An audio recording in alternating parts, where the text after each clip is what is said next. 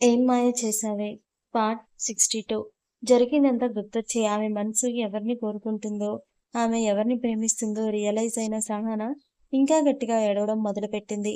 ఆమె భారమైన మనసుతో నోరు విప్పి మాట్లాడేలోపే మైకేల్ తుది శ్వాస విడిచాడు. ఆ క్షణమే ఆమె మైండ్ స్తంభించిపోయింది. ఆమె ఇంకా అక్కడే ఉండడం మంచిది కాదని భావించిన పోలీసులు ఆమెను స్టేషన్‌కి తరలించి మైకేల్ బాడీకి హాస్పిటల్‌కి తరలించారు. ప్రేమ అన్వీలను కాపాడడానికి వచ్చి, ప్రేమ ఎక్కడ దూరమవుతుందో అన్న పరిస్థితుల్లో వింధ్యది ప్రీ ప్లాన్డ్ మర్డర్ అని ఏ క్షణమైతే నిశ్చయ్‌కి తెలిసిందో, ఆ క్షణమే చెల్లెలి కోసం నిశ్చయ్‌లో చెల్లి కోసం తండ్రిని కూడా కడముట్టించిన రాక్షసుడు నిద్రలేచాడు. ఆ ఆవేశంలోనే సహనాని శాశ్వతంగా ఈ లోకం నుండి పైకి పంపించబోయాడు. కానీ ఆఖరి నిమిషంలో ఎవరూ ఊహించని విధంగా సహనాను కాపాడి మైకేల్ తన ప్రాణాలు వదిలేయడంతో ఒక విధంగా నిశ్చయ్‌కి కూడా షాకింగ్‌గానే అనిపించింది.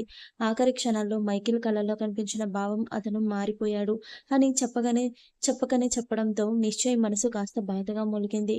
కానీ అతని మెదడు మాత్రం ఒకప్పుడు ప్రేమ అన్వీలను చంపడానికి మైకేల్ కూడా ఎంత రాక్షసంగా సహానాకు సహాయపడేవాడో గుర్తు రావడంతో తమకి ప్రాణమైన వారు శాశ్వతంగా దూరమైతే ఆ పెయిన్ ఎలా ఉంటుందో ఇన్ని దారుణాలకు కారణమైన సహానాకు తెలియచేయడానికే దేవుడిలా మైకేల్ని తన చేతుల్లో చనిపోయేలా చేశాడేమో అనుకుని కష్టంగా సరిపెట్టుకుంటూ ఉండగా, సార్ ఇక్కడంతా మేము క్లియర్ చేస్తాం. మీరు వెళ్ళండి అన్న సిఐ మాటలకు తేరుకున్న నిశ్చయ్ వెంటనే ప్రేమ దగ్గరకు బయలుదేరాడు కంగారుగా.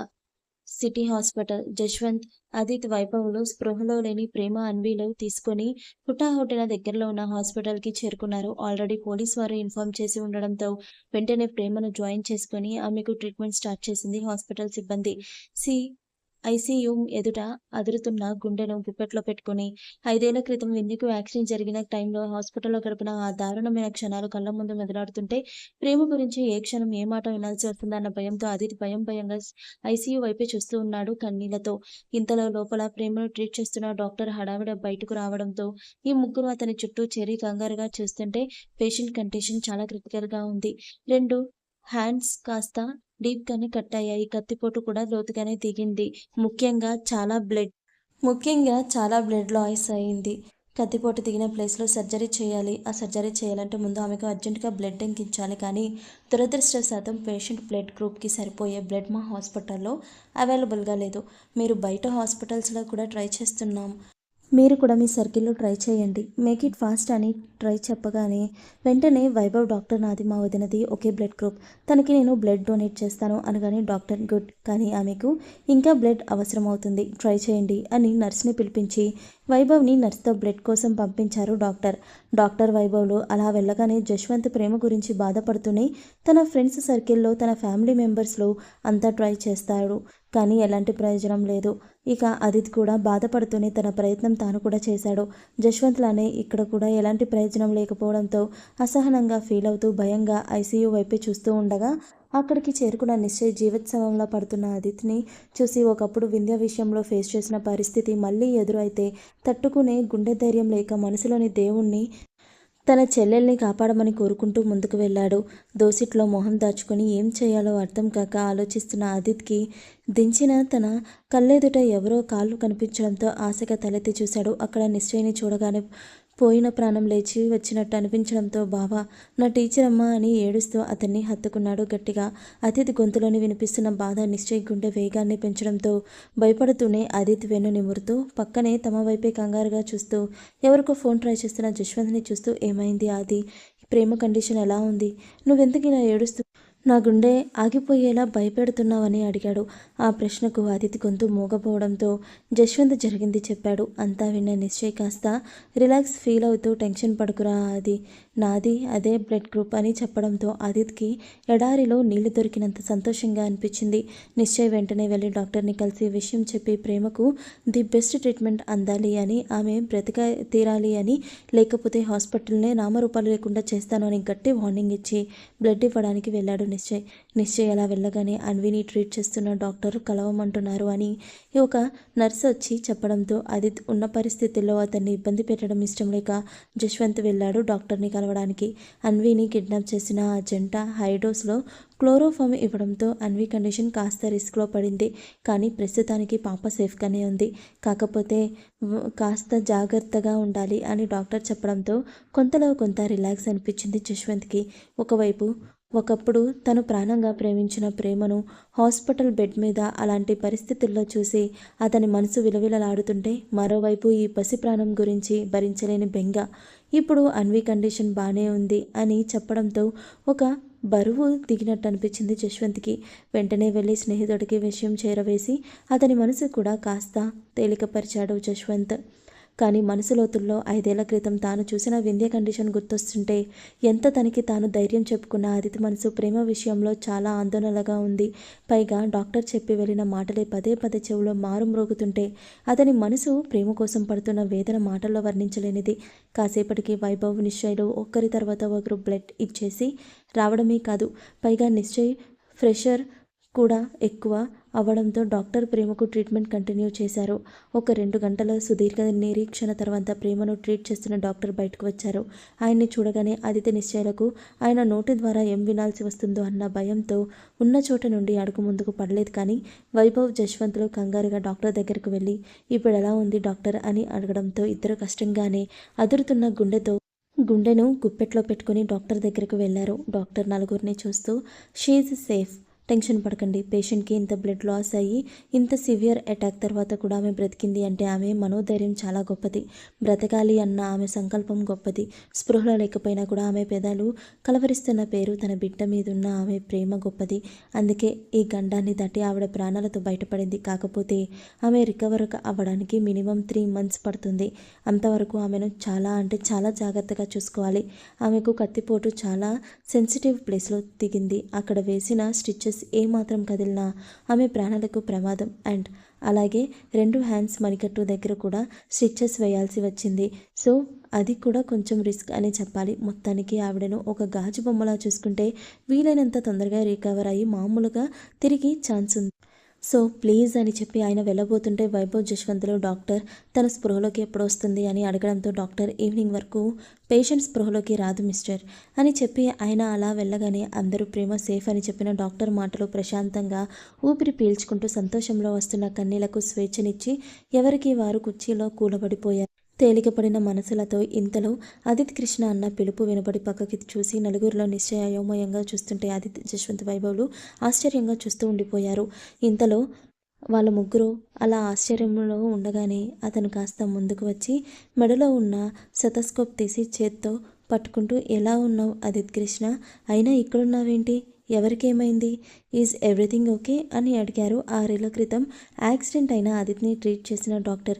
ఆయన ప్రశ్నకు ముందుగా ఆదిత్ తేరుకొని ఆశ్చర్యంగానే డాక్టర్ మీకు నేను గుర్తున్నానా అని అడిగిన ఆదిత్ ప్రశ్నకు డాక్టర్ చిన్న చిరునవ్వుతో నేను ట్రీట్ చేసిన అందరూ పేషెంట్స్ని గుర్తుపెట్టుకోవడం కష్టమే, కానీ నీ కేసులో అలా కాదు ఆదిత్ కృష్ణ, నిన్ను ఇంతగా గుర్తుపెట్టుకోవడానికి కారణం మా మాధుర్య. ఆ అమ్మాయి నీ మీద పెంచుకున్న అనంతమైన ప్రేమే నిన్ను ఇన్నేళ్ల తర్వాత కూడా గుర్తు పెట్టడానికి కారణం అని అన్నాడు. నాకు ఇప్పటికీ గుర్తుంది, నీకు సర్జరీ చేయాలి, దానికోసం కన్సెంట్ ఫామ్ మీద సైన్ చేయాలి అని చెప్తే ఆ అమ్మాయి ముందు వెనుక ఆలోచించకుండా నీ వైఫ్గా సైన్ చేయడమే కాదు, నీ ట్రీట్మెంట్ కోసం తన దగ్గరున్న గోల్డ్ అంతా తీసి నా చేతుల్లో పెట్టడం. ఇప్పటికీ ఆ అమ్మాయి కళల్లో నీ మీదున్న ప్రేమ నాకు గుర్తొచ్చింది ఆదిత్ కృష్ణ. కానీ నీ బ్యాడ్ లక్, నీకు ఆ అమ్మాయికి ప్రేమను అందుకునే అదృష్టం లేదు అని జరిగింది గుర్తు చేసుకున్నారు ఆ డాక్టర్. ఆయన మాటలకు అప్పటి వరకు ప్రేమ గురించి విలవిలలాడుతూ ఉన్న ఆదిత్ మనసు మాధుర్యను గుర్తు చేసేసరికి అతని మనసు మరింత చిత్రవదకు గురైంది. తన కారణంగా వింధ్య ఉన్నన్నాళ్ళు సంతోషంగా ఉన్న ప్రేమ మాధుర్యాలు మాత్రం ఎంత నరకం చూసుంటారో అన్న ఆలోచన కూడా ఆదిత్ మనసు కలిచివేస్తుంది. ఆదిత్ బాధతో కన్నీళ్లు పెట్టుకుంటూ ఎదురుగా ఉన్న డాక్టర్ వైపు దీనంగా చూసేసరికి అతను మాత్రం మొహంలో ఎలాంటి ఎక్స్ప్రెషన్స్ లేకుండా ఇంతకీ ఇక్కడెందుకు ఉన్నావో చెప్పలేదు అనడంతో అప్పటికి కాస్త తెరుకున్న జశ్వంత్, వైభవ్లు నిశ్చయ్ అక్కడే ఉన్నాడు అన్న విషయం మర్చిపోయి ఆదిత్ వైఫ్ అంటూ ప్రేమ హాస్పిటల్లో ఉన్న విషయం చెప్పారు.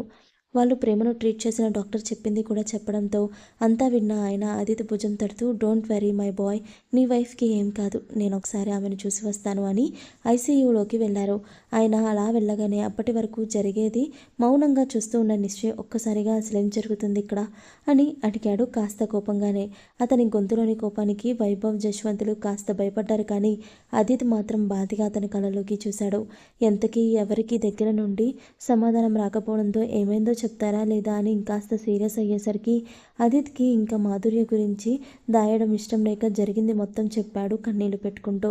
అప్పటికే ఆత్మరూపంలో అక్కడ ప్రత్యక్షమై అక్కడ జరుగుతుందంతా చూస్తూ అదితి చెప్పింది వింటున్న వింధ్య, ఆమెతో పాటు నిశ్చయ్ కూడా అతను చెప్పింది అంతా విని ముందు షాక్ అయ్యారు. కానీ ప్రేమలానే మాధుర్య ప్రేమ కూడా ఎంత గొప్పదో అర్థం చేసుకోవడమే కాదు, ఆ ఇద్దరే ప్రేమ కోసం అయితే అంత తప్పించారో ఆ ప్రేమ వింధ్యకు సొంతం కావడం వల్ల ఇదంతా జరిగిందేమో అన్న ఆలోచనలో మనసులో ఏదో తెలియని బాధ ఇద్దరినీ మౌనానికి గురిచేసింది. క్షణాల్లో ఆ ప్రాంగణం అంతా నిశ్శబ్దంగా మారిపోయింది. ఐసీయూ లోపలికి వెళ్ళిన డాక్టర్ బెడ్ మీద స్పృహ లేకుండా జీవోత్సవంలా ఉన్న ప్రేమను చూసిన ఆయన ఆశ్చర్యంతో బొమ్మలా అలా బెడ్ మీదున్న ప్రేమను చూస్తూ ఉండిపోయారు. క్షణం పాటు అసలు ఆయన కళ్ళను ఆయనే నమ్మలేకపోయారు. కానీ వెంటనే తేరుకొని సంబరంగా సంతోషపడుతూ ప్రేమను చెక్ చేసి అంతా ఓకే అనుకున్నాక వెంటనే బయటకు వచ్చారు. బయటకు వచ్చిన డాక్టర్ని సంబరంగా అదితిని హగ్ చేసుకొని, I'm very happy for you my boy, మొత్తానికి ఆ అమ్మాయిని నీ భార్యను చేసుకొని ఆమె ప్రేమను నీ సొంతం చేసుకున్నావు. ఈ విషయంలో నేను ఎంత హ్యాపీగా ఉన్నానో మాటల్లో చెప్పలేను అన్నారు సంతోషంగా. ఆయన మాటలు అసలు కొంచెం కూడా అర్థం కాక అక్కడున్న అందరూ ఆయన్ని అయోమయంగా చూస్తూ ఉంటే అదితి మాత్రం డెడ్ ఎక్స్ప్రెషన్స్తో ఆయన మొహంలోకి చూస్తూ ఉండిపోయాడు. ఆయన మాత్రం అదే సంతోషాన్ని మెయింటైన్ చేస్తూ అదితి భుజాలు పట్టుకొని, నిజంగాను చాలా లక్కీ అదితి కృష్ణ, నిన్ను కోరుకున్న మనిషిని, ఆమె ప్రేమను గుర్తించావు అనగానే అదితి షాక్ అవుతూ, ఏంటి డాక్టర్ మీరు అనేది, మీకు నా వైఫ్ ప్రేమ ముందే తెలుసా అని అడిగాడు. అదితి ప్రశ్నకు డాక్టర్ ఆశ్చర్యపోతూ, ప్రేమ ఎవరు, లోపల బెడ్ మీదున్నది మాధుర్య, 6 ఏళ్ల క్రితం నీ ప్రాణాలు కాపాడడం కోసం కన్సెంట్ ఫామ్లో నీ భార్యగా సైన్ చేసి నిన్ను కాపాడడం కోసం తన ఒంటి మీదున్న బంగారం అంతా నా ముందు పెట్టి దీనంగా నాకు చేతులు జోడించి వేడుకున్న మాధుర్య అనగానే ఆయన మాటలకు షాక్లో అందరూ స్థానువులైపోయారు. అందరికంటే గట్టి షాక్ అదితి మనసుకి తగిలింది. అతని మనసు అదంతా నమ్మడానికి చాలా భయపడుతుంది. ఎందుకంటే మామూలుగానే ఆమె ప్రేమను తను గుర్తించలేకపోయాడు. ఇన్ని రోజులు పైగా ఆమెను పెళ్లి చేసుకున్న దగ్గర నుండి ఏ రోజు ఆమెకు భార్య స్థానం ఇచ్చింది లేదు. ఆమెను సంతోషంగా చూసుకుంది లేదు. తన వల్ల ఆమె 6 ఏళ్ల నుండి నరక యాతన అనుభవిస్తూనే ఉంది. తెలియకుండానే ఆమె బాధకు పూర్తి బాధితుడు తానే.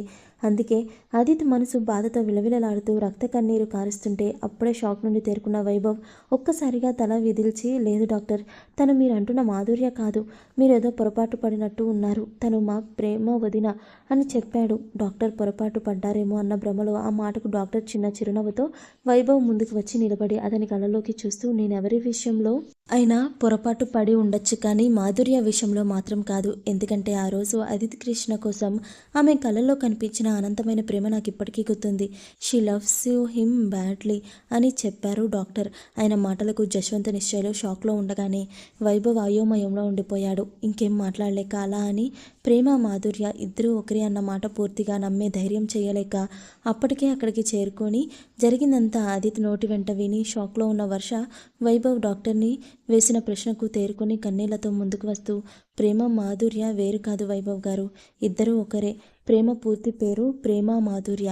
మాధుర్య అన్న పేరుతో పెద్దనాన్న ప్రేమను చాలా ఇష్టంగా పిలుచుకునేవారు. అందుకే ఆయన చనిపోయాక ఆ పేరును ఇంకెవరితోనూ పిలిపించుకోవడం ఇష్టం లేక తన పేరుని కేవలం ప్రేమగానే మార్చేసుకుంది, ప్రేమ అని చెప్పింది. ఆ వర్ష మాటలకు డాక్టర్ పెదాల్లో సన్నటి చిరునవ్వు విరబూయగా మిగిలిన అందరూ మిక్స్డ్ ఎమోషన్స్తో ఆ సిచ్యువేషన్లో వాళ్ళు నమ్మలేని ఆ నిజానికి ఎలా రియాక్ట్ అవ్వాలో అర్థం కాక మౌనంగా బొమ్మల్లా ఉండిపోయారు. అందరికంటే అదితి పరిస్థితి దారుణంగా ఉంది. డాక్టర్ మాటలకే ప్రేమ, మాధుర్య ఒకరే అన్న నిజం తెలుసుకున్న అదితి సగం చచ్చిపోతే అది 100% నిజం అని వర్ష కన్ఫర్మ్ చేయడంతో ఆ నిజాన్ని అలసిన అతని మనసు మొయ్యలేకపోయింది. శరీరంలో శక్తి నశించినట్టు కాళ్ళు నిత్తవుగా మారడంతో ఒక్కసారిగా నేల మీద కూలపడిపోయాడు.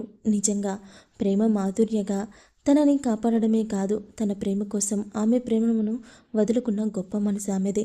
పైగా ఇప్పుడు కూడా తన బిడ్డ మీద ఆమె కన్నపేగులా పాసం పెంచుకుంది. అలాంటి ప్రేమను అర్థం చేసుకోకపోగా ఆమె ప్రేమకు వంకలు పెట్టి అనుమానించడమే కాదు, పెళ్ళైన దగ్గర నుండి ప్రేమకు తను చూపించిన టార్చర్ అంతా కళ్ళ ముందు మెదులుతుంటే బాధతో అదంతా తట్టుకోలేకపోయాడు ఆదిత్. తను చేసిన పనులకు తన మీద తానే కోప్పడుతూ అసహ్యించుకుంటూ తన చెంపలు తనే గట్టిగా వాయించుకుంటూ ఉన్నాడు. ఆదిత్ని అలా చూస్తున్న జశ్వంత్, వైభవ్లు భయంతో అతన్ని కంట్రోల్ చేసే ప్రయత్నం చేశారు. కానీ అసలే బాధలో ఉన్న ఆదిత్ మనసుని ఆ నిజం ఇంకా ముళ్ళులా పొడవడంతో ఆ బాధను అతని ముందు మెదడు కూడా భరించడం కష్టమైంది. తనని ముట్టుకోవడానికి కంట్రోల్ చేయడానికి ట్రై చేస్తున్న ఆ ఇద్దరిని విదిలించి పడేశాడు. పిచ్చి పట్టినట్టు ఐఎమ్ సారీ టీచర్ అమ్మా, ఐఎమ్ వెరీ సారీ, నన్ను క్షమించవే, నీ ప్రేమను అర్థం చేసుకోలేకపోయాను అని గట్టిగా అరుస్తూ తన చెంపలు తానే గట్టిగా వాయించుకుంటుంటే అప్పటి వరకు జరిగేది మౌనంగా చూస్తూ ఉన్న నిశ్చయ్ ఎర్రని చింతనిప్పుల్లాంటి కళ్ళతో ఆవేశంగా వెళ్ళి ఆదిత్య కాలర్ పట్టుకుని పైకి లేపి సూటిగా అతని కళ్ళలోకి చూస్తూ, ఎందుకు ఇలా చేస్తున్నావు ఆది, అసలేం జరిగింది అని గదించాడు. అతని కోపానికి అక్కడున్న ప్రతి ఒక్కరి వెన్నులో వణుకు పుట్టి భయంతో 2 అడుగులు వెనక్కి వేశారు.